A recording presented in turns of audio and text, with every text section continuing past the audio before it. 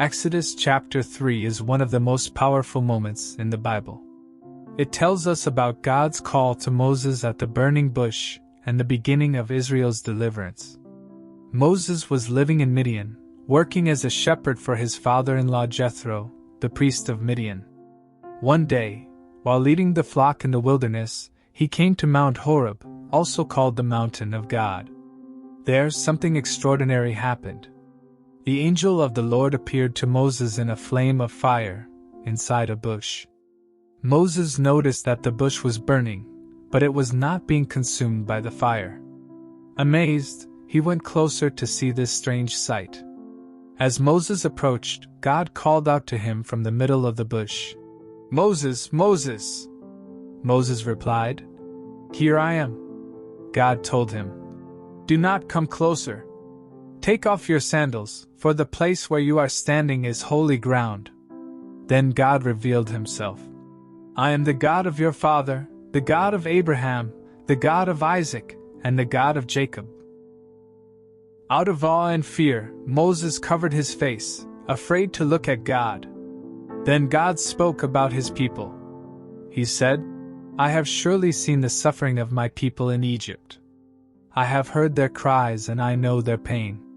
I am coming down to rescue them and bring them into a good and spacious land, a land flowing with milk and honey."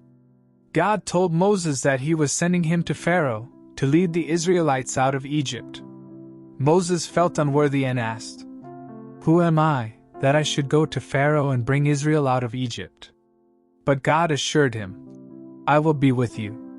And as a sign, when you bring the people out, you will worship me on this mountain." Moses then asked, "When I go to the Israelites and say, 'The God of your fathers has sent me,' and they ask, 'What is his name?' what shall I tell them?" God answered with one of the most important declarations in Scripture. "I am who I am. Tell them, I am has sent me to you." God also said, "This is my name forever. The Lord, the God of Abraham, Isaac, and Jacob."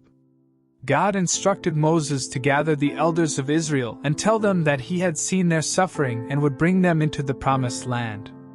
God also told Moses that Pharaoh would resist, but with mighty wonders and plagues, Egypt would be struck, and eventually Pharaoh would let the people go.